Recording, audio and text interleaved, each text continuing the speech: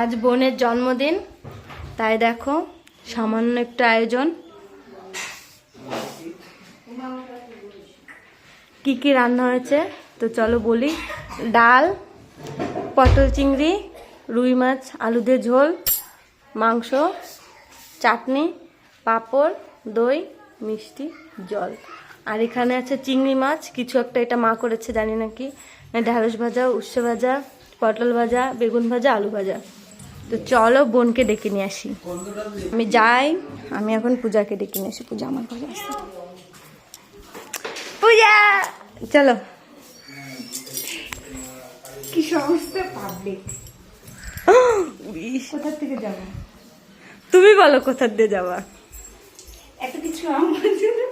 হ্যাঁ ও মা আসো, তা তোমরা বসো। হ্যাঁ বসবো, বসো। থ্যাংক ইউ আয়োজন করার জন্য। আর কিছু বলার নেই, কিছু বললে আর পরের বার থেকে নাও হতে পারে, বলবো না কিছু।